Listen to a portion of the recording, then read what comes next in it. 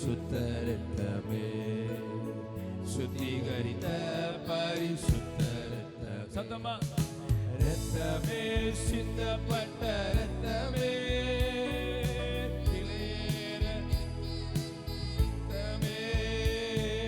புறஜாதியனே சிந்தப்பட்ட இரத்தமே, விலையாக சிந்தப்பட்டதே இரத்தமே, சிந்தப்பட்ட விலையாக வல்ல இரத்தமே, இரத்தமே, ஹல்லேலூயா ஹல்லேலூயா, இரத்தமே, எல்லாரும் சேர்ந்து விலையாக சிந்தப்பட்டதே, தூரமான புறஜாதியருக்கு சொந்தம் என்ற உறவை தந்த இரத்தமே, தூரமான புறஜாதி எனக்கு சொந்தம் என்ற உறவை தந்த இரத்தமே, ஜீவனுள்ள புதிய மார்க்கத்தினுள், ஜீவனுள்ள புதிய மார்க்கத்தினுள் பிரவேசிக்க தைரியம் தந்த இரத்தமே, பிரவேசிக்க சத்தமா எல்லாம் சேர்ந்து இரத்தமே, சிந்தப்பட்ட இரத்தமே, நல்ல கைகொடி விலையேற பெற்ற வல்ல இரத்தமே, சேர்ந்து பாடுகிறாரோ இரத்தமே, பிள்ளைகளால் பாடுங்க இரத்தமே, விலையாக சிந்தப்பட்டதே, உணர்ந்து பாடுவோம் இரத்தமே, சிந்தப்பட்ட இரத்தமே, விலையேற பெற்ற வல்ல இரத்தமே, இரத்தமே, சிந்தப்பட்ட இரத்தமே, விலையாக சிந்தப்பட்டதே. கைகளை உயர்த்தி ஒரு அல்லேலூயா. கர்த்தருடைய நாமம் மகிமைப்படுவதாக. உடைய இரத்தம் நமக்காக சிந்தப்பட்டது.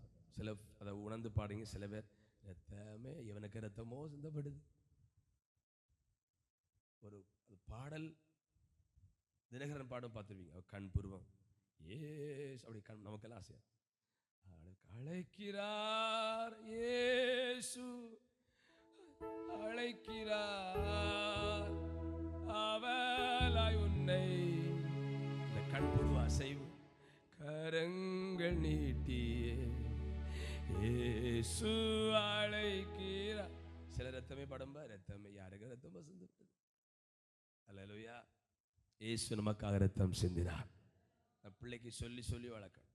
ஆபிரகாம் அமெரிக்கா தேசத்தில் கருப்பின மக்களுக்கு நிறைய பிரச்சனை இருந்தது. ஆமென் ஆமென். இன்னைக்கு நாம் தியானிக்கப்படும் செய்தியின் தலைப்பு ஆமென், இயேசு கிறிஸ்து சிலுவையில் மரித்ததினால் நமக்கு வருகிற ஆசீர்வாதம். 1 கொரிந்தியர் 1:18 வாசிப்போம். 1 கொரிந்தியர் 1:18. சிலுவை பற்றிய உபதேசம், சிலுவை பற்றிய உபதேசம் கெட்டு போகிறவர்களுக்கு பைத்தியமா இருக்கிறது, ரட்சிக்கப்படுகிற நமக்கோ அது தேவ பலனா இருக்கிறது. ஆமென். இயேசு கிறிஸ்து சிலுவையில் நமக்காக வாங்கி தந்த ஆசீர்வாதங்கள் என்கிற ஒரு தலைப்பில் செய்தி தியானிக்க போகிறோம். ஆமென். சிலுவை பற்றிய உபதேசம் இல்லை என்றால் அவருடைய பாடும் மரணங்களை பற்றிய உபதேசம் கெட்டு போகிறவர்களுக்கு பைத்தியமா இருக்கிறது. அல்லேலூயா. அமெரிக்கா தேசத்தில் கற்பின மக்கள் அடிமைப்படுத்தப்பட்டார்கள். ஆமென் ஆமென். ஸ்தோத்திரம். ஆமென். ஆசியாவின் 2வது பெரிய அணை ஆமென் பக்ரானங்கல் டேம். நீங்க பாத்தீங்கன்னா ஒரு 100-120 அடி அகலத்திற்கு அந்த டேம் தோண்டி இருக்கிறாங்க. ஜேசிபி கிடையாது. எல்லாம் கருப்பின மக்களை கப்பலில் ஏற்றி கொண்டு வந்து அவங்கள வச்சு வேலை செய்வித்து மரித்தால் எங்கேயாவது அடக்கம் பண்ணி அந்த தலைமுறையெல்லாம் அப்படி மறிச்சாங்க. ஆமென். அமெரிக்கா தேசத்தில் கற்பின மக்கள் அடிமைப்படுத்தப்பட்ட மாடை போல் நடத்தப்பட்டார்கள். ஆபிரகாம் லிங்கன் என்கிற அமெரிக்காவின் இத்தனை ஜனாதிபதி எனக்கு தெரியல, அவர் வந்துதான் இல்லை கற்பின மக்களுக்கு உரிமை வேண்டும் என்று சொல்லி போராடி அதனால் ஒருவன் அவனை சுட்டு கொண்டான். அவருடைய அடக்க ஆராதனையில் கற்பின பெண் தன் பிள்ளையை தூக்கி காட்டி சொன்னாலாம், அதோ அவர் உனக்காக மரித்திருக்கிறார். போல சொல்லுது, என்னம்மா இவ்வளவு கூட்டமா இருக்குது, பிள்ளைய தூக்கி காட்டி இதோ ஒருவனுக்காக மரித்திருக்கிறார். எத்தனை பேர் சொல்றீங்க? உங்களை மெச்சி பேசுறீங்களா? இயேசுவை எத்தனை பிள்ளைகளுக்கு சொல்லி கொடுக்குறீங்க? இயேசுனுக்காக மரித்தார், இந்த நாள் இந்த குட் ஃப்ரைடே என்பது இயேசு உனக்காக எனக்காக மரித்த நாள் என்று எத்தனை பேர் சொல்லி கொடுத்திருக்கிறீங்க? கையை உயர்த்தி ஒரு அல்லேலூயா. கூட்டம் முடிஞ்சு போய் பிள்ளையை உட்கார வச்சு இந்த நாளை பற்றி உங்களுக்கு எவ்வளவு விவரம் தெரியுமோ, எல்லாரும் படித்தவங்க தானே, பிள்ளைகளுக்கு கண்டிப்பாக சொல்லி கொடுத்து வளர்க்கணும். உங்கள் பிள்ளைகள் ஆசீர்வாதமாக இருப்பாங்க. அன்றைக்கு ஆபிரகாம் லிங்கனவர் கற்பின மக்களுக்காய் போராடி வெற்றி வாங்கி தந்து கற்பினத்தில் சேர்ந்த ஒருவர் தான் ஒபாமா. அவர் என்ன செய்தார்? கற்பின வெள்ளை மாளிகையில் கற்பின ஜனாதிபதி என்று ஒரு பெயர் போட்டாங்கல்ல, அப்படிதான் அவர்கள் வந்து ஆட்சி செய்கிற அளவு மாறினாங்க. தேவனுடைய பிள்ளைகளே, இயேசு சிலுவையிலே மரித்தபடியினால் நமக்கு கிடைத்த ஒரு ஆசீர்வாதம். கையை உயர்த்தி ஒரு அல்லேலூயா. எத்தனை பேர் நம்புறீங்க? பக்கத்துல சொல்லுங்க. அவர் மரித்தாலும் ஆசீர்வாதம் தான், அவர் பிறந்தாலும் ஆசீர்வாதம் தான், அவர் உயிரோடு எழும்புதாலும் ஆசீர்வாதம் தான். அதான் ஃபாதர் நடந்தாலும் எழுந்தாலும் படுத்தாலும் இருந்தாலும் எல்லாம் உமக்காக. அப்ப நீங்க மரிச்சாலும் எங்களுக்கு ஆசீர்வாதம் இயேசுப்பா, நீங்க உயிரோடு எழும்ப எங்களுக்கு ஆசீர்வாதம், நீங்கள் மறுபடியும் வரப்போகிற எங்களுக்கு பெரிய ஆசீர்வாதம். அதை தான் கிறிஸ்தவ உலகம் எதிர்பார்த்து கொண்டிருப்பார். அது எப்போ வருவார்? சீஷர் கேட்டாங்க, எப்போ நீங்க வருவீர்? ஹல்லேலூயா. தேவனுடைய பிள்ளைகளே, இயேசு கிறிஸ்து சிலுவையின் மரித்த நமக்கு ஒரு ஆசீர்வாதம். சரி, அதை குறித்த சில தகவல்களை நான் உங்களுக்கு சொல்ல போறேன். கவனிங்க. இயேசு கிறிஸ்துவை சிலுவையில் அறைந்து கொலை செய்தார். கொல்லவில்லை, அவர் மரித்தார். இயேசு கிறிஸ்து சிலுவையில் நமக்காக மரித்தார். பிதாவே, என்னுடைய ஆவியை உம்முடைய கைகளில் ஒப்புவிக்கிறேன் அப்படி சொல்லி இயேசப்பா தம்முடைய ஜீவனை நமக்காக தந்தார். ஸ்தோத்திரம். பாருங்க, அவர் சிலுவையில் இருக்கும்போது அவர் மரித்திருக்கிறாரா என்று பரிசோதிக்கும்படி ஒரு போர் சேவகன் போர் சேவகன் தலைவன் ஈட்டியினால அவருடைய விலாவில் குத்தினான். அப்போது என்ன வந்தது? இரத்தமும் தண்ணீரும் வந்தது. பைபிளில் அவருடைய பெயர் போடப்படவில்லை. முன்னுடைய சில புத்தகத்திலே அவருடைய பெயர் இருக்கிறது. எப்படின்னா, தோமா இந்தியாவுக்கு வந்தார் என்று பைபிளில் எங்கும் எழுதப்படவில்லை.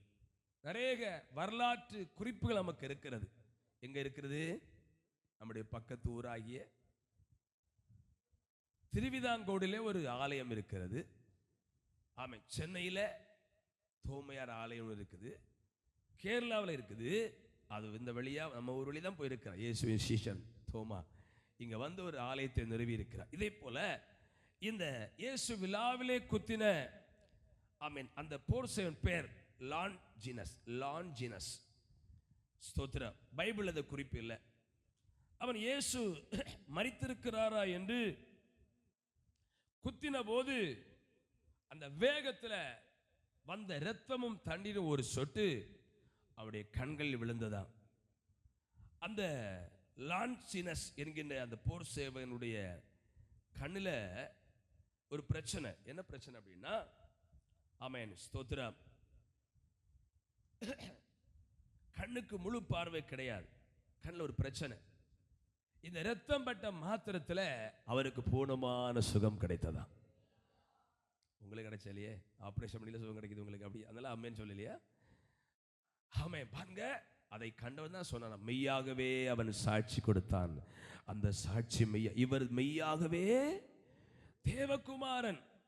அவர் அந்த தன்னுடைய வேலையெல்லாம் ராஜினாமா பண்ணிவிட்டு கப்பத்தோக்கியாங்கிற ஒரு தேசம் இருக்கிறது, அந்த பகுதியிலே ஊழியம் செய்திருக்கிறார். அதுக்கு நிறைய சான்று இருக்கிறது. கையை உயர்த்தி உரலை சொல்லுங்க பாப்போம். அது மட்டுமல்ல, இயேசுவை சிலுவை மரணம் வந்து உலக வரலாற்றிலே சிலுவை மரணம் வந்து மிகவும் கொடூரமான ஒரு மரணம். துப்பாக்கியிட்டு சுட்டுக் கொள்வது, தூக்கி கொள்வது, இவைகளை விட சிலுவை மரணம் ஒரு கொடூரமான மரணம். கவனிங்க. சோத்ர கைகள் கால்களில இங்க அல்ல, இந்த பகுதியில் தான் நீங்க இறைச்சி கட்டி தொங்கிட்டு இருப்பாங்க, பார்த்துருப்பீங்களா? இதில் போட்டு அந்த பெலஸ்ட், அந்த இடம் ஸ்ட்ராங்கா இருக்கு. இங்க கிழிஞ்சு வந்துடும். இந்த இடத்துல தான் ஆணி அடிச்சிருக்கிறாங்க. 4 ஆணி அடிச்சு இயேசு வச்சிருக்கிறாங்க. சோத்ரா. அந்த ஆணி அடித்து அப்படியே விட்டிருக்கும் போது மின்சாரம் நம்முடைய உடலிலே பாய்ந்தால் எவ்வளவு வலி இருக்குமோ அந்த வலி அந்த நரம்புகளுக்குள்ள அந்த ஆணி அடிக்கும் போது இருக்குமா. அது மட்டுமல்ல, இந்த சிலுவையில் அறையப்பட்டிருக்கும் நீண்ட நேரம் இருப்பதனால அந்த உடம்பு வெயிட் அப்படியே கீழே இறங்கும் போது கையெல்லாம் அப்படியே வலிக்குமா. அவங்களாகவே சிரமிச்சு உடம்ப என்ன செய்வாங்களா, அந்த வெயிட்டை அப்படி இழுத்து இருக்கும் பார்த்தீங்களா, அந்த வெயிட்டை மேலே கொண்டு வர. அது மட்டும் இல்லை, மூச்சு திணறல் உண்டாகுமா. அந்த வெயிட் இப்படி இருக்கும்போ நுரையீரல்லாம் சரியா ஃபங்க்ஷன் ஆகாது, மூச்சு திணறல் உண்டாகுமா. ஸ்தோத்திரம். இயேசு இவைகள் எல்லாம் நமக்காகப்பட்டிருக்கிறார். சொல்லுங்க பார்ப்போம். ஆனா ஒன்று, மின்சாரம் தாக்குவது போல அவர் கையில் சரீரத்தில் வேதனை வந்தும் ஆமென் அதை ஒன்றும் பொருள்படுத்தாமல் உங்களையும் என்னையும் சிலுவையிலே கண்டிருக்கிறார். சத்தம் அவர்களே சொல்லுங்க. ஸ்தோத்திரம். தேவனுடைய பிள்ளைகளே, இயேசுவின் ஆமென் தலையில முள்ளால் செய்யப்பட்ட ஒரு கிடத்தை வச்சாங்க. பொதுவாக ராஜாக்களுக்கு கௌரவிக்க அந்த கிடத்தை வைப்பாங்க. ஆனா இயேசுவுக்கு தங்க கிடத்தை வைப்பாங்க ராஜாக்களுக்கு. ஆமென். இயேசுவை கனீனப்படுத்ததா முள்ளாலான ஒரு கிடத்தை கொண்டு வச்சாங்க. எல்லாவற்றையும் இயேசு நமக்காக சகிச்சார். சொல்லுங்க, நம்ம இப்படி கம்மையா வந்திருப்பது எல்லாம் முட்டாங்கு ரீத்து நெற்று சில எல்லாம் போட்டு டிப்டாப்பா வந்திருப்பது ஆமா இயேசுவின் தலையிலே முட்கிடம் சூட்டப்பட்டது. ஒரு ஆமேன்னு வரல. எத்தனை நம்புறீங்க? நல்ல வஸ்திரம் தரித்து நல்ல முக்காடெல்லாம் போட்டு சவர்மா எல்லாம் டிப்டாப்பா நம்ம எல்லாம் வந்திருப்பது இயேசுவின் சிரசிலே முட்கிரீடத்திற்கு ஆமென் தங்க கிடத்திற்கு பதிலாக முட்கிரீடம் சூடப்பட்டது.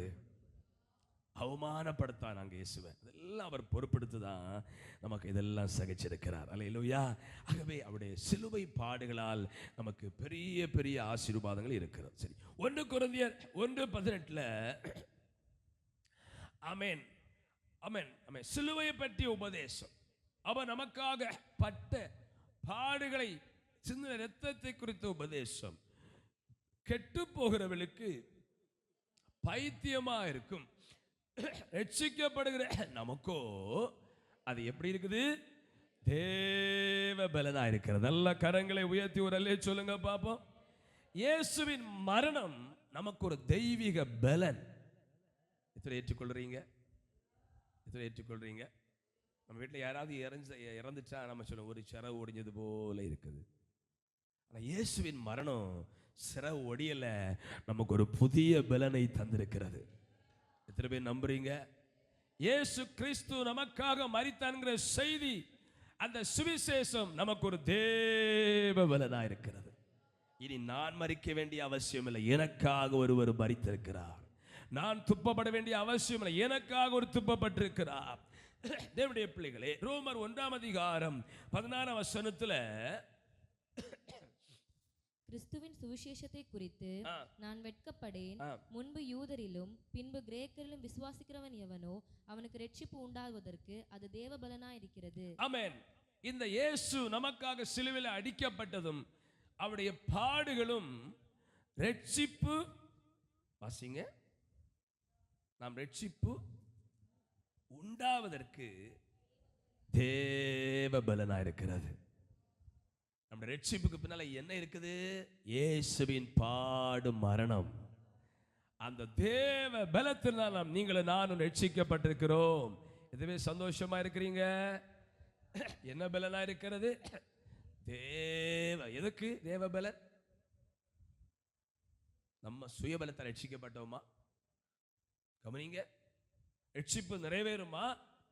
அந்த ரட்சிப்பு உண்டாக தேவ பலன் நமக்கு வெளிப்படுத்தப்பட்டது. ஆகவே இயேசுவின் பாடும் மரணங்கள் நமக்கு கனவீனம் அல்ல, நமக்கு பலன் குறைவல்ல.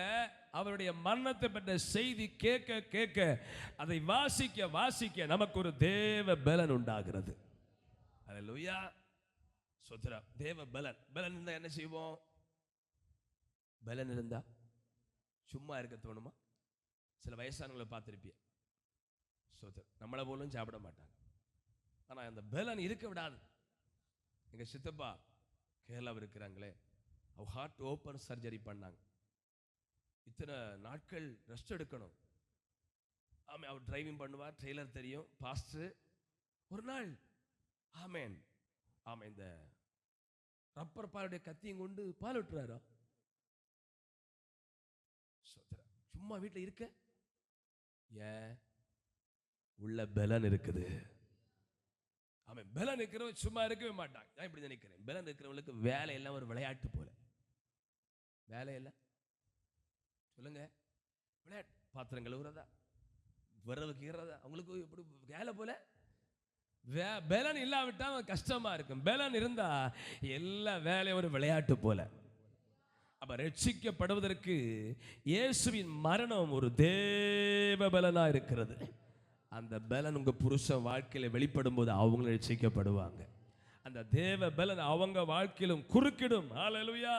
தேவனுடைய பிள்ளைகளை, எபிரேயர் 12ஆம் அதிகாரம் 24ஆம் வசனத்தை வாசிக்கும் பொழுது, புதிய உடன்படிக்கையின் மத்தியஸ்தராகிய இயேசுவின் இடத்திற்கும் ஆபேலுடைய இரத்தம் பேசினதை பார்க்கிலும் நன்மையானவளை பேசுகிற இரத்தமாகிய தெளிக்கப்படும் இரத்தத்தின் இடத்திற்கும் வந்து சேர்ந்தீர்கள்.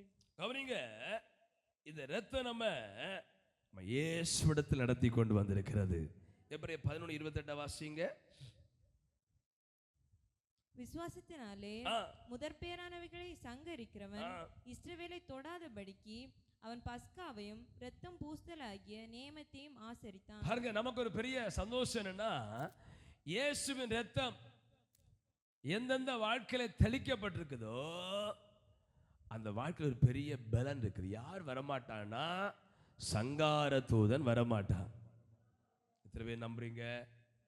உங்களை அழிக்க சத்துருவை ஏவி விட்டாலும் ஆமா, இந்த தேவ பலனுங்கிற இயேசுவின் மரணம், அவருடைய இரத்தம் நமக்கு ஒரு பெரிய பலமா இருந்து நம்மை பாதுகாத்து கொண்டே இருக்கும். முதலாவது, இயேசுவின் இரத்தத்தில் வந்த ஆசீர்வாதம் ஒன்று, அது நமக்கு ஒரு தேவ பலனா இருக்கு ரட்சிக்கப்படுவதற்கு. இரண்டாவது, 2 கொரிந்தியர் 13ஆம் அதிகாரம் 4ஆம் வசனத்துல 2 கொரிந்தியர் 13:4,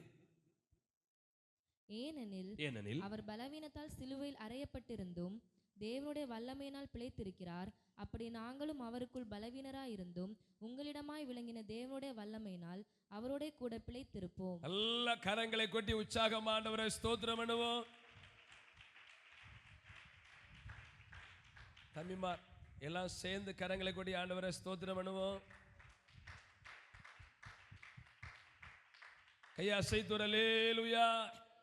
இரண்டாவது, இயேசுவின் மரணம், பாடுகள், அவர் நமக்கப்பட்ட தியாகம் நம்மை பிழைத்திருக்க செய்யும்.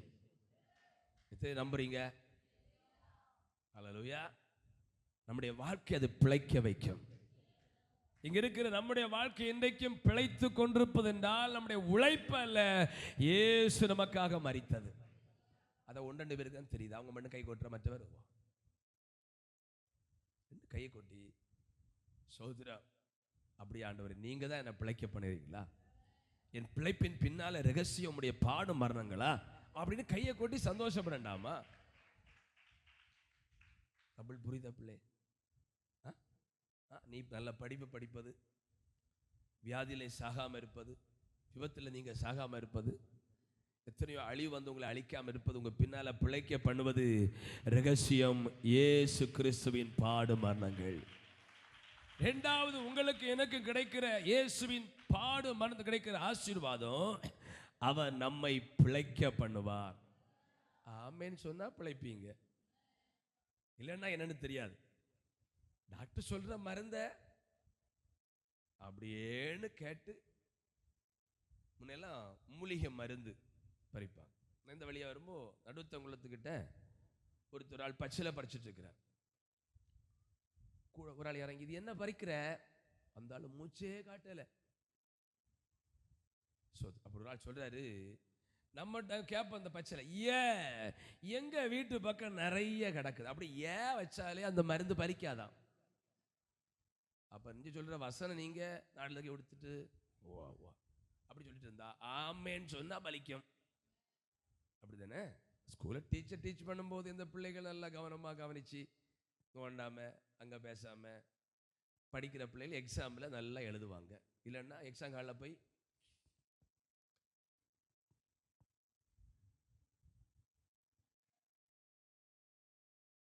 என்ன செய்யணும்?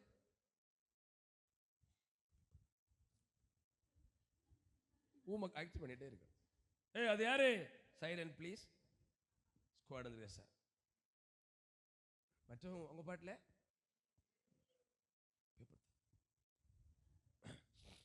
அதுபோல சர்ச்சில் வந்து ஆண்டவர் வசனத்தை சொல்லும்போ ஆமேன்னு சொல்லி ஏற்றுக்கொண்டா நீங்க பிழைப்பீங்க. பிழைச்சதெல்லாம் போகும் பாஸ்டர், கூட்டம் முடிப்பீங்களா அப்படின்னா வந்தபடியே போக வேண்டியதான். இல்லை நம்ம பலத்தில் பிழைச்சிட்டு இருக்கிறோம். இரண்டாவது அவருடைய ஆசீர்வாதம், நம்மை கர்த்தர் பிழைக்க பண்ணுவார். ஆமென். வசனம் கேட்கும் போது தான் விசுவாசம் வருமா? விசுவாசம் வந்த அதில் அற்புதம் இருக்கிறது. ஹல்லேலூயா. தேவனுடைய பிள்ளைகளே, இரண்டாவது பெரிய ஆசீர்வாதம், நாம யார் பிழைக்க முடியாமல் போனாலும் அவருடைய பார்மன் நம்புற பிள்ளைகளை கர்த்தர் பிழைக்க பண்ணுவார். ஹல்லேலூயா. சோத்ரம். தேவனுடைய பிள்ளைகளே, ஆமென். தேவன் நம்மை பிழைக்க. எகிப்தில் பாருங்க, ராஜாவுடைய மூத்த பிள்ளை கூட பிழைக்க முடியல. இஸ்ரவேல் மக்கள் குடும்பத்தில் மூத்த பிள்ளைகள் சேஷ்ட புத்திரரை கர்த்தர் பிழைக்க பண்ணினார். ராஜாவுடைய அறை வீட்டுக்கு கூட அந்த சங்கரதூதன் போனார். பாத்தீங்களா? இவ்வளவு பெரிய டோர் போட்டிருப்பாங்க. சரி, ஆதியாகமம் 27:40 சொல்லியிருக்கிறது. ஆமென். ஸ்தோத்திரம். வாசிங்க. உன் பட்டயத்தினாலே நீ பிழைத்து உன் சகோதரனை சேவிப்பாய். நீ மேற்கொள்ளும் காலம் வரும்போதோ உன் கழுத்தில் இருக்கிற அவனுடைய நுகத்தடியை முறித்து போடுவாய் என்றார். கர்த்தருடைய நாமம் மகிமைப்படுவதாக. ஏசாவுக்கு என்ன சொல்லப்பட்டது? நீ உன் பிழைப்பு உன் பட்டயத்தினால. யாக்கோபுக்கு ஆசீர்வாதத்தை கர்த்தர் கொடுத்த ஆசீர்வாதம் யாக்கோபுக்கு மேல இருக்குது. அவனும் உழைச்சான். ஆனா ஏசாவுக்கு வந்து நீ உன் பட்டயத்தால் தான் பிழைப்பாய்.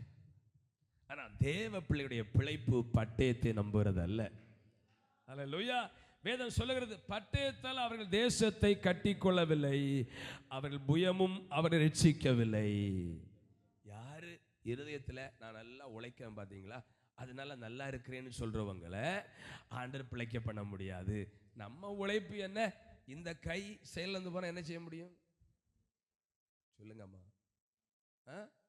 ட்ரெஸ் கொடுத்து தருவீங்களா? சாப்பாடு வாரி தருவீங்களா? பின்ன பிசியோ டாக்டரை பார்க்க வேண்டியது. ஆமாம். 90-85 வயசு தான் இப்போ பேரலைஸ் ஆகும், ஸ்ட்ரோக். இப்போ 45, 40, 38. ஆமாம். இந்த கொரோனா ஊசி போட்ட பின்பு இப்படி சொல்றாங்க, நமக்கு தெரியல.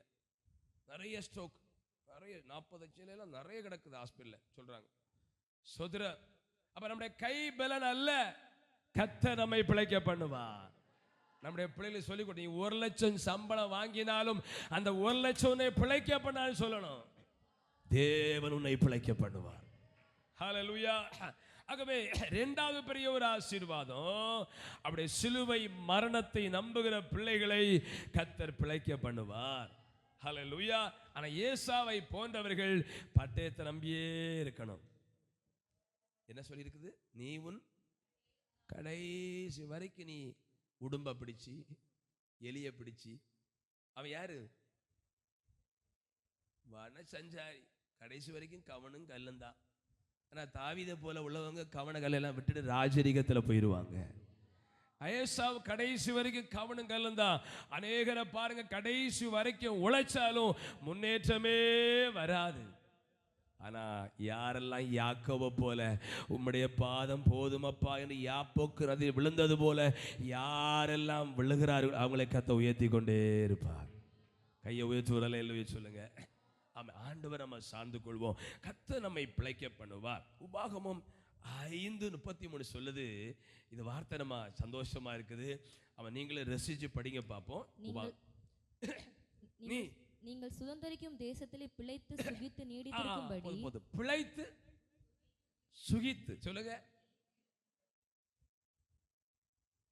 எல்லாரும் அப்படி இருக்கணும் போல இருக்கு. ஏசாவை போல பட்டயத்தால பிழைக்கணுமா? சொல்லுங்க. பிழைத்து சொல்லுங்கம்மா. சுகிக்கிறான் பாரு, அப்படி சொல்லுங்க. பாத்தீங்களா? சுகிக்கிறான். ஆமே.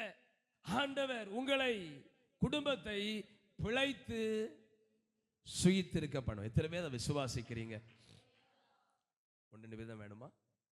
மீதம் அப்படி இருக்கிறீங்களா? அவருடைய பாடும் மரணங்கள் நம்மை பிழைத்து சுகித்திருக்க பண்ணும். வாஞ்சிக்கிற மட்டும் கை உயர்த்து வரல சொல்லுங்க. அவருடைய பாடுகள், அவர் ஆசீர்வாதம் தான் நம்மளை சுகித்திருக்க பண்ணுகிறது. நீ பாருங்க, பிள்ளைகள் காலத்துல பெற்றோர் காலத்துல எவ்வளவு கஷ்டப்பட்டாங்க.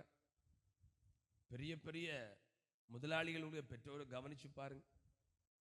எனக்கு தெரிஞ்ச ஒரு தெரியும், தக்காளி வியாபாரம் பண்ணி இன்னும் பல வியாபாரம் பண்ணி சாப்பிடாம எத்தனையோ கஷ்டப்பட்டு தான் பிள்ளைகளை ஆளாக்குனாங்க. அல்லேலூயா. இயேசு பட்ட பாடுகள் நம்மை பிழைத்து சுகித்திருக்க பண்ணும். தகச்சிமார், உங்களுடைய வாழ்க்கையை பிழைத்து சுகித்திருக்க பண்ணும். வேணும்னா ஆமேன்னு சொல்லிடுங்க, கர்த்தர் உங்களுக்கு அப்படியே செய்வார். ஏன்னா என் கையிலிருந்து வருவதல்ல, தேவனுடைய பாடும் மரணங்கள் உங்களை பிழைத்து சுகித்திருக்க பண்ணும். ஹல்லேலூயா. ஏசாவை போல வனசஞ்சாரியா இருக்கிறவங்க ஆண்டவரை தேடாம ஃபுல்லா காலம் எழும்பணும். சொல்லுங்க, வேட்டைக்கு போகணும், அப்பாவுக்கு ருசியா கொண்டு கொடுக்கணும். அப்படி பிழைக்கிறவங்க கடைசி வரைக்கும் பட்டயத்தை எடுத்துட்டே இருக்கணும். ஆனால் யாக்கோவை போல குணசாலி, கூடாரவாசி, குடும்ப ஜபமா, சபையின் கூட்டங்களா, தனி ஜபமா அப்படின்னு இருக்கிறவங்களை கர்த்தர் ஈஸியாக ஆசீர்வதிப்பார். உபாகமும் 16:20 சொல்லுகிறது, நீ பிழைத்து உன் தேவனாகிய கர்த்தர் உனக்கு கொடுக்கும் தேசத்தை சுதந்தரித்துக் கொள்ளும்படிக்கு நீதியையே பின்பற்றுவாயாக. கையை சத்த முறையில சொல்லுங்க. பிழைத்து சுதந்தரித்துக் கொள்வா. சிலவங்களால சுதந்திரிக்கவே முடியாது. அல்லேலூயா.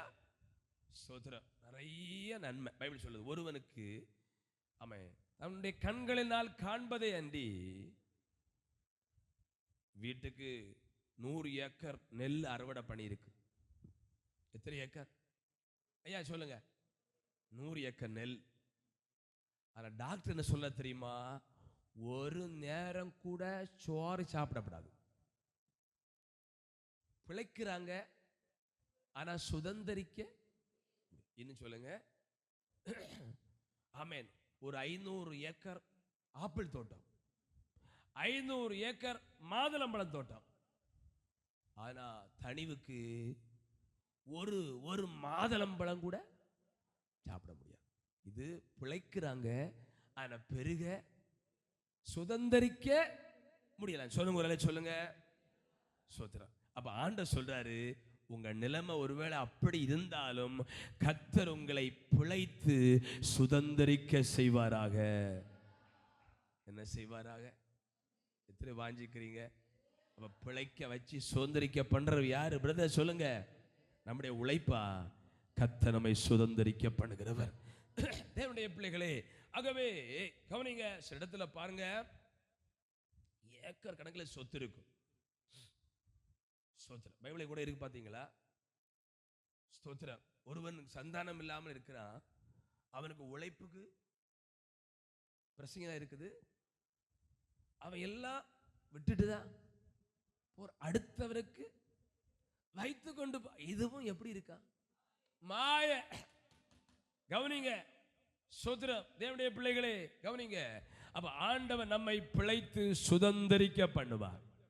நீங்க பிழைச்சிருக்கிறீங்க, ஆனா ஒன்னையுமே சுதந்திரிக்க முடியலையா? ஒரு நன்மையை சுதந்திரிக்க முடியலையா?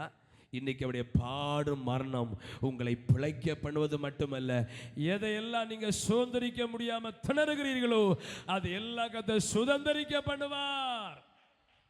அது யார் செய்ய முடியும்? நான் பிரசவிக்கிற இயேசு கிறிஸ்து. அவர் பட்ட பாடுகள் நமக்கு செய்து முடித்திருக்கிறது. அதை நாம் எடுத்து அனுபவிச்சுக் கொள்ளலாம். அல்லேலூயா. தேவனுடைய பிள்ளைகளே, ஸ்தோத்திரம். ஆண்டவர் பிழைத்து சுதந்திரிக்க பண்ணுவார். ரோமர் 6ஆம் அதிகாரம் 8ஆம் வசனத்தை வாசிப்போமா? ஆகையால் கிறிஸ்துவுடனே கூட நாம் மரித்தோமானால் அவரோடே கூட பிழைத்தும் இருப்போம் என்று நம்புகிறோம். ஆம், அவரோடு கூட மரித்தால் அவரோடு கூட ஆமே பிழைத்திரும். 8:11 வாசிங்க.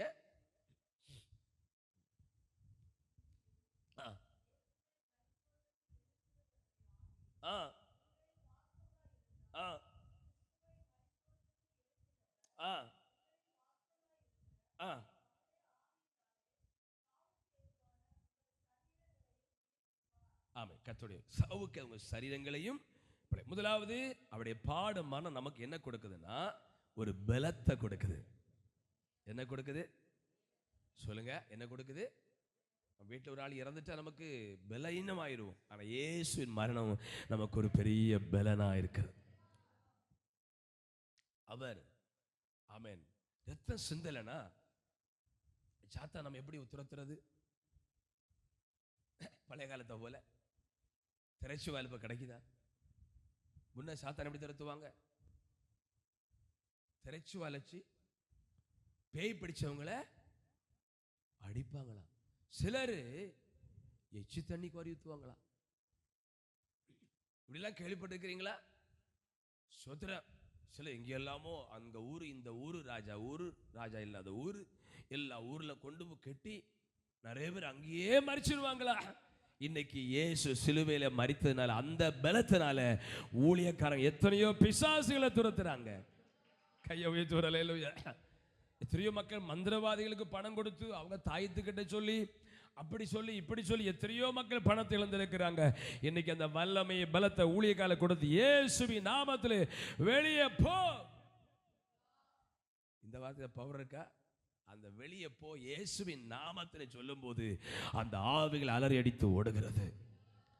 பவுல் பிரசங்கம் பண்ணி பிசாசு துரத்தின கண்ட உடனே கேபா என்கிற ஆசாரியனுடைய 7 பிள்ளைகளுக்கு ஒரு எழுப்புதல்.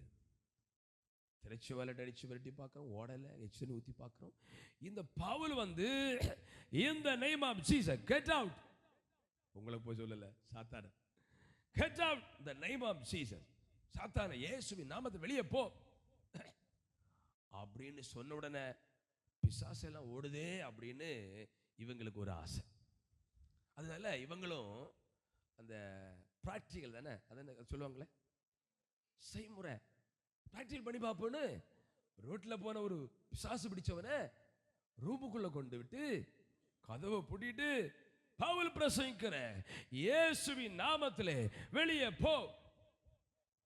அவங்க சொன்ன போ. ஏன்னா அவங்களுக்காக இயேசு மரித்ததை குறித்த அனுபவம் அவங்களுக்கு இல்லை. அவங்க அந்த பாடுமங்களை சிந்தித்து ரட்சிக்கப்பட்ட நபரா இருந்தா உடனே பிசாசு அடிச்சு ஓடிடும். இது என்ன செய்ய தெரியுமா? பவுலையும் அறிவேன் இயேசுவையும் தெரியும். நீங்க யாரடா இந்த பேரை சொல்லன்னு சொல்லி நமக்கு தெரியுமே. அவங்க ட்ரெஸ் எல்லாம் கிழிஞ்சி ஐயோ துண்டை காணும் துணியை காணும்னு தெருவில் ஓடுனாங்களாம். இனி லைஃப்ல இப்படி ஒரு காரியத்தை வாஞ்சிப்பாங்க. அல்லேலூயா. பாருங்க, எளிமையான ஊழியக்காரங்க சோத்ரா ஒரு பாஸ்டர் அவர் செல்வராஜ் அவர் சொன்னார் பாத்தீங்களா? அந்த சகோதரர் இன்னைக்கு மறுகுச்சி இருக்கிறார். பிசாசு ஒளியத்துவன்னு சொல்லுவாங்கல்ல, ஒரு பெரிய என்ஜினியர், பெத்தேல் மிஷன் சர்ச்சி அதுக்குள்ள நிற்குன்னா அவர் என்ஜினியர். அந்த பிளான் ஒரு முறை அவருக்காக ஜெபம் பண்ணிட்டு இருக்கும்போது கடைசி அந்த பிரச்சனை அவருக்கு அந்தவருக்கு ஜெபம் பண்ண போற இவருக்கு இன்னொருக்கு 2 செருப்பையும் கொண்டு அடுப்புல செரிச்சு போட்டான். இவங்க நல்லா ஜெபம். அந்த பாதிக்கப்பட்ட மனுஷன் அடுப்புல வச்சு செருப்போட போச்சு. அதுக்கப்புறம் அந்த பிரஷர் வரல. அல்லேலூயா. பாருங்க, எளிமையான எங்க கையினால் எத்தனை அற்புதம் செய்திருக்கிறார். எந்த பலத்துல?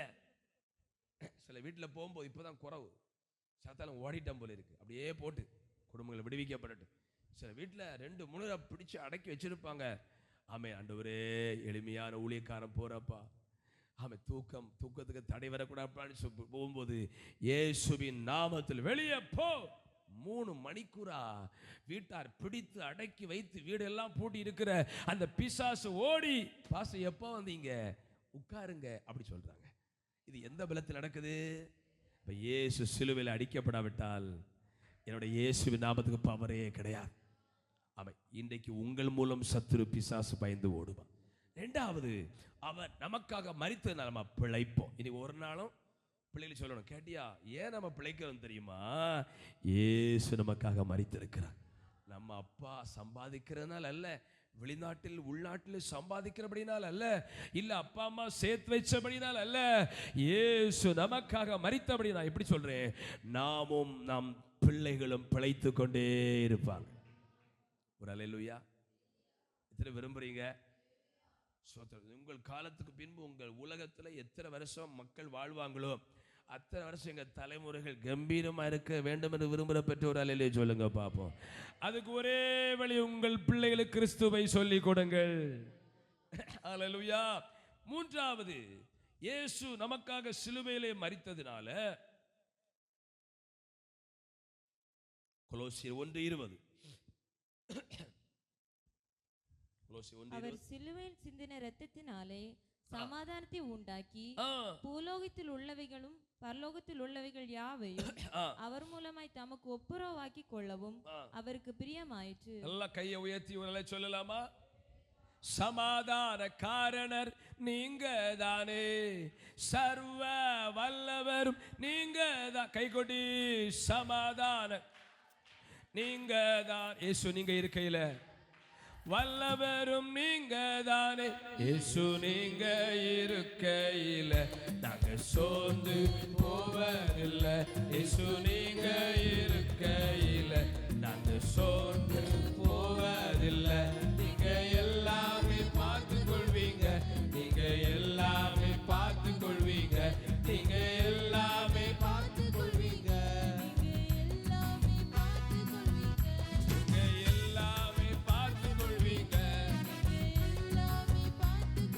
அதிசய தேவன் நீங்க தானே, ஆலோசனை கர்த்த நீங்க தானே, அதிசய தேவன் நீங்க தானே, ஆலோசனை கர்த்த நீங்க தானே, இயேசு நீங்க இருக்கையில நாங்க சோர்ந்து முதல் முடிவு நீங்க தானே, இயேசு நீங்க இருக்கையில முதல் முடிவு நீங்க தானே, போவதில்லை.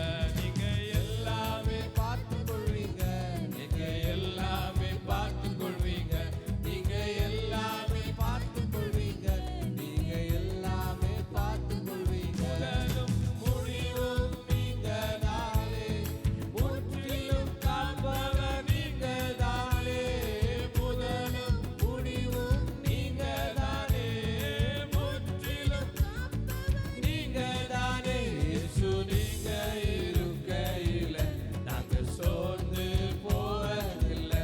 இயேசு நீங்க இருக்கையில நாங்க சோர்ந்து போவதில்லை. நீங்க எல்லாமே பார்த்து கொள்வீங்க, நீங்க எல்லாமே பார்த்து கொள்வீங்க, நீங்க எல்லாமே பார்த்து கொள்வீங்க, நீங்க எல்லாமே பார்த்து கொள்வீங்க. சத்தமா ஒரு அல்லேலூயா.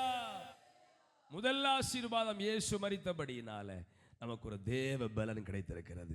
சத்துருவை ஜெயிக்க, போராட்டங்களை ஜெயிக்க, பாவத்தை ஜெயிக்க. இரண்டாவது, அவர் சிலுவையிலே மரித்து நமக்கு ஒரு பிழைப்பை தந்திருக்கிறார். ஆமென். உங்க குடும்பம் நல்லா பிழைக்கும், பிழைத்து பெருகும். ஆமென். பிழைத்து சுகித்திருக்குன்னு சொல்லும் பார்த்தீங்களா? பிழைத்து சுகித்திருக்கும். உங்களுக்கெல்லாம் பிழைச்சா மட்டும் போதுமா? உங்க குடும்பம் பிழைத்து சுகித்திருக்கும். ஊழியக்காரங்க மன நிறைவோடு சொல்ற வார்த்தை ஆமேன்னு ஏற்றுக்கொள்ளணும். என்ன பாஸ்டர் பிழைச்சால போதும், பிழைக்கவே முடியல நினைக்கிறீங்களா? பிழைத்து சுகிக்கப்படும். மூன்றாவது, சிலுவையிலே அந்த மரணத்தினால ஆமென் சமாதானத்தை உண்டாக்கினார். என்ன உண்டாக்கினார்? என்ன உண்டாக்கினார்? தானம், சமாதானம். எவ்வளவு மக்கள், எவ்வளவு ஆஸ்தி இருக்குது, பிரச்சனை போராட்டம் வரும்போது சமாதானம் போயிருது. ஒரு கடிதத்தில் எழுதி வச்சுட்டு வாழ்க்கையை முடிச்சு போடுறாங்க. நம்ம குடும்பத்தில் உங்க வாழ்க்கையில் எவ்வளவோ பிரச்சனை வந்தது, கடிதமும் எழுதலை, எழுதுனீங்களே தெரியல எனக்கு. மனசு வச்சிருப்பீங்க, செத்து போகணும், இவரோடு வாழ்ந்து என்ன பிரயோஜனம், அதோட செத்தா நல்லா இருக்கும் அப்படி நினைச்சிருப்பீங்க. ஆனா சாவ விடாதது சமாதானத்தை உண்டாக்கின கர்த்தர். ஏதோ ஒரு விதத்துல உங்களுக்கு சமாதானத்தை மறுபடியும் கொடுக்கிறார். கையை உயர்த்தி ஒரு அல்லேலூயா. சரி, சமாதான காண எபேசியர் 2:15 வாசிங்க. எபேசியர் 2:15. சட்ட திட்டங்களாகிய நியாயப்பிரமாணத்தை தம்முடைய மாம்சத்தினாலே ஒழித்து இருக்கிறதாரையும் நமக்குள்ளாக ஒரே ஒரு புதிய மனுஷனாக சிருஷ்டித்து இப்படி சமாதானம் பண்ணி. ஆமென். சமாதானம் பண்ணி. எபேசியர் 2:14. எப்படி எனில் அவரே நம்முடைய சமாதான காரணராகி. சமாதான காரணர். அல்லேலூயா. நம்ம வாழ்க்கையில சமாதானத்துக்கு காரணம் என்ன? தங்க விலை கூட இருந்தாலையா? பரவாயில்ல பாஸ்டர், 50 பவுன் இருக்கிறத பொட்டு ஒன்றும் பொட்டு உரையாம வச்சிருக்கிறேன் பாஸ்டர், அது எப்படி இனி சோதரம்? ஆமா, 1 லட்சம் ஆனாலும் 50 லட்சம் பாஸ்டர், அதுதான் சமாதானம் காரணமா? சொல்லுங்கம்மா. நமக்கு சமாதான காரணர் இயேசு கிறிஸ்து. பக்கத்துல சொல்லுங்க, உங்கள் உள்ளத்தில் சமாதானம் இருக்கிற காரணம், பல எதிர்ப்பு வந்தாலும், சாக வேணுங்கிற எண்ணம் வந்தாலும், சோத்திரம், உங்கள் உள்ளத்தை விட சமாதானம் போகாதமா இருக்கிற காரணம், அவர் சமாதான காரணராய் மாறி இருக்கிறார். என் சமாதானத்தையே உங்களுக்கு வைத்து போகிறேன். மூன்றாவதுடைய பாடு மரணத்தினால நம்ம குடும்பத்துக்கு ஒரு பெரிய சமாதானம். அவர் உன் எல்லைகளை சொல்லுங்க என்னாக்குவாரா? சமாதானம் உள்ளவைகளாக்கி நம்ம எல்லையில எல்லாம் அவருடைய சமாதானத்தை கட்டளையிடுவார். அல்லேலூயா. சரி, தேவனுடைய பாடும் மரணங்களினால அவர் நமக்கு சமாதானத்தை கட்டளையிட்டிருக்கிறார். கவனிங்க. ஆமென். அலங்கத்துக்குள்ள சமாதானத்தை தருகிறார். ஆமென். லூக்கா 1:79 சொல்லுகிறது. லூக்கா 1:79 நம்ம ஜெபம் பண்ண போறோம். நம்முடைய கால்களை சமாதான வழியிலே நடத்தவும் அவ்விரக்தியினாலே உன்னதத்திலிருந்து தோன்றிய அருணோதயம் நம்மை சந்தித்திருக்கிறது என்றான். நம்முடைய கால்களை யார் நடத்தணும்? அல்லேலூயா. மனிதனுக்கு செம்மையாய் தோன்றுகிற வழிகள் உண்டு, முடிவு மரண வழி. அவரிடத்துல வந்தா, அவருடைய பாரம்பரியங்களை நம்பினா, எனக்காக அவர் மரித்தான்கிற விசுவாசிச்சா, உங்க கால்களை அவருக்கு தெரியும் எப்படி நடத்தினா சமாதானம் வரும் என்று.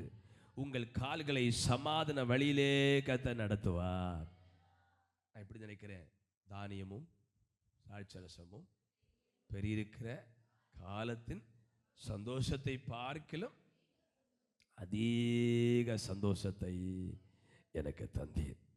சில குறைகள் எல்லாம் நமக்கு இருப்பது ஏன்னு தெரியுமா? ஜெபம் பண்ணி அந்த சமாதானத்தை பாதுகாத்துக்கொள். ஹல்லேலூயா. ஸ்தோத்திரம். முற்பிதாக்கள் எல்லாரும் தங்கள் நிலங்களை கொள்ளையிட ஒப்பு கொடுத்தார்கள். ஹல்லேலூயா. வாழல் அறுப்புண்டார்கள். ஆனா போன இடத்துல எல்லாம் இந்த சுவிசேஷத்தை அறிவித்துக் கொண்டே இருந்தார். மூன்றாவது, குடும்பத்துக்கு சமாதானத்தை கர்த்தர் தருவாராக. அதனால நம்ம உள்ளத்துல அழகா எழுதப்பட வேண்டிய ஒன்று, அவன் எந்தெந்த இருதயத்துல இயேசுவை குறித்து நம்புறாங்களோ அவங்க குடும்பத்துல சமாதானம் வந்து கொண்டே இருக்கும். அந்த சமாதானத்தை யாரும் அழிக்கவே முடியாது. ரோமர் 16:20 சொல்லுது, சமாதானத்தின் தேவன். வாசிங்க இன்னொருவர், வெளிப்படுத்தல் 6:4 எடுத்து வச்சிருங்க. நம்ம ஜெபம் முடிக்க போறோம். சமாதானத்தின் தேவன் சீக்கிரமாய் சாத்தானை உங்கள் கால்களின் கீழே நசுக்கி போடுவார். சாத்தானே ஏன் நசுக்குவாரு? உங்க குடும்பத்துல சமாதானத்தை கெடுக்கிறது சாத்தானுக்கு வேலை. பிள்ளைகளை குழப்பி விட்டு, புருஷனை தூண்டி விட்டு, குடும்பத்தில் அழிவு பிசாசுக்கு வேலை. அந்த சாத்தானை சீக்கிரமா அவர் மிதிப்பாரா, உங்க கால மிதிப்பாரா? வாசிங்க. யாருக்கு கீழே? எப்படி சொல்றேன்? அப்பா பாம்புக தலையை அடிச்சு போட்டுட்டு பிள்ளைகிட்ட கம்ப கொடுத்தா, அடிடா. தலை அடிபட்டாச்சு, பிள்ளை என்ன நினைக்கும்? நான் தான் பாம்பு. அதே போல ஆண்டவர் பிசாசை பிடிச்சு கீழே தள்ளி போட்டு முதிடா மோன அப்படின்னு அவன் சாத்தானை நம்முடைய காலின் கீழே நசுக்குவதுன்னா, இப்போ ஒரு பூரா ஓடிச்சுன்னா இந்த ரோ ஃபுல்லா எழுப்பி ஓடிடுவீங்க. ஆனா இந்த தம்பிமார் வந்து இப்படி வச்சு ஒரு நசுக்கு, பூரான் சட்னி நம்ம துறப்படுத்திடுவான், சிறுப்படுத்திடுவான். தைரியசாலி நினைச்சுவான் வந்து அது அரணையா கூட இருக்கட்டும் தெரியாம நசுக்கிடுவான். இதை போல இயேசு கிறிஸ்து உங்க காலின் கீழே நீ எழும்பி ஓட வேண்டிய அவசியம் பிசாசை நசுக்கி போடுவான். ஒரு காரியம் சொல்லி முடிக்கிறேன். இந்த சமாதானம் கொஞ்ச காலத்துல நீதி வெளிப்படுத்தல் 6:4. அப்பொழுது சிவப்பான வேறொரு குதிரை புறப்பட்டது. கவனிங்க. அதன் மேல் ஏறி இருந்தவனுக்கு பூமியில் உள்ளவர்கள் ஒருவரை ஒருவர் கொலை செய்யத்தக்கதாக சமாதானத்தை பூமியிலிருந்து எடுத்து போடும்படியான அதிகாரம் கொடுக்கப்பட்டது. ஒரு அல்ல சொல்லுங்க, பூமியிலிருந்து என்ன எடுக்கப்பட போதா? ஐயா சொல்லுங்க, சமாதானத்தை எடுக்க போறா. அப்ப என்ன நடக்குமா சொல்லுங்க? ஒருவரை ஒருவர் வெட்டி கொள்வாங்களா, அடிப்பாங்களா? இப்ப கொஞ்சம் நடக்கு பாத்தீங்களா? பெற்ற புருஷனை, பெற்ற பிள்ளைய வெட்டி கொள்றது, மனைவியை வெட்டி கொள்றது, கணவனை வெட்டி கொள்றது, அம்மிகள் போடுறது, இதெல்லாம் இனி அதிகரிக்குமா? ஆமா, இந்த சமாதானத்தை ஆண்டு எடுத்த உடனே ஒருவருக்கு ஒருவர் வெட்டி சாய்ப்பாங்களா? போலீஸை கண்டு பயம் இருக்காதான்? அது சீக்கிரமாய் வரப்போகிறது. அதுக்கு முன்னால் நான் விசுவாசிக்கிறேன், ஆமே, சமாதான காரணம் நம்ம எல்லாம் அங்க எடுத்துக்கொள்வார். அதுக்கப்புறம் சமாதானத்தை எடுத்துக்கொள்வார். இந்த உலகத்துல மாறி மாறி வெட்டி சாய்த்து கொண்டே இருப்பாங்க பாருங்க. இப்ப நான் எப்படி நினைக்கிறேன், தீவிரவாதிகள் ஒரு குரூப் இருக்கிறாங்க. ஆமா, இயேசு சமாதானத்தை எடுக்கும் போது எல்லாரும் தீவிரவாதிகளா மாறிடுவாங்க. ஈரானை பாத்தீங்களா? தலைவர்களை கொல்ல நான் தலைவனா, நீ கொல்லு, எங்கள் எத்தனை தலை உருண்டாலும் நாங்கள் அமெரிக்காவை விட மாட்டோம். இந்த வெறி இயேசு சமாதானத்தை எடுக்கும் எல்லாருக்கும் வந்துருமா? அப்ப ஒருவருக்கு வெட்டுப்பாங்களா? ஐயோ, மனைவி வெற்றும் இருக்கா, பிள்ளைய வெற்றும் இருக்காதான்? ஆகவே சோதரன், என்னைக்கு இந்த உலகத்தில் சமாதானம் இருப்பதில்லை. இன்னைக்கு ஒரு பிரச்சனை, போலீஸ் போன் பண்ணா போலீஸ் வரும், போலீஸுக்கு வெட்டு. இன்னைக்கு வரைக்கும் சில கிராமத்துல போலீஸ் போக முடியாது தெரியுமா? ஊர் மக்கள் பந்தாடிடுவாங்க. அதே போல முழு உலகத்திலும் சமாதானம் எடுத்துக்கொள்ளப்படும் எல்லாரும் தீவிரவாதியா மாறிடுவாங்களா? அப்படின்னா இந்த உலகத்தில் சமாதானத்தை அவர் தந்திருக்கிறார். அந்த காரணர் சமாதானத்தை அப்படியே, இந்த அன்னப்பறவை தண்ணியும் பால் மிக்ஸ் பண்ணா அன்னப்பறவை பாலை தனியா பிரிக்குமா? நான் பார்த்துட்டு இல்லை. அதை போல பூமியில சமாதானத்தை எடுத்துக்கொள்வா. இப்ப இருப்பது 5% தான் மனிதனுடைய கொடூர குணம். ஆமா, இயேசு எடுக்கும் போது 100க்கு 100 மனுஷன் தீவிரவாதியா மாறிடுவான். அந்த காலம் சீக்கிரமா வரப்போகிறது.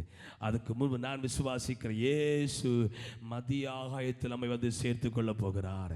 கையை உயர்த்தி ஒரு அல்லேலூயா. ஆகவே எனக்கு எழுப்பி இருப்போமா? நம்ம ஜெபிக்க போகிறோம். சிலுவையில் உண்டான ஆசீர்வாதம் 3, நமக்கு ஒரு பெரிய தேவ பலன். 2வது, நம்மை பிழைக்க பண்ண அவருடைய சிலுவை மரணங்கள். 3வது, ஆமென், நம்முடைய வாழ்க்கையிலே சமாதானத்தை கர்த்தர் கட்டளையிடுவாராக. எல்லாம் எழுப்பி இருப்போமா? ஹல்லேலூயா. நன்றி தகப்பனே, இயேசுவே உமக்கு நன்றி. ஹல்லேலூயா. இயேசுவே உமக்கு நன்றி ராஜா. ஹல்லேலூயா, ஹல்லேலூயா. தேவ நல்லவர். ஹல்லேலூயா, ஹல்லேலூயா. இயேசுவே உமக்கு நன்றி, நன்றி, நன்றி. எனக்காய் ஜீவன் விட்டவரே, என்னோடு இருக்க எழுந்தவரே, எனக்காய் ஜீவன் விட்டவரே, சொல்லுவோம், என்னோடு இருக்க எழுந்தவரே, என்னை என்றும் வழி நடத்துவாரே,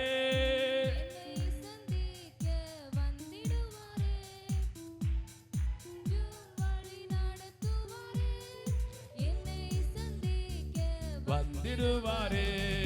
இயேசு போதுமே, இயேசு போதுமே, எந்த நாளிலுமே என் நிலையிலுமே வாழ்வினிலே இயேசு போதுமே. எந்த சூழ்நிலையும் அவர் அன்பினின்று என்னை பிரிக்காது காத்துக் கொள்வார். எந்த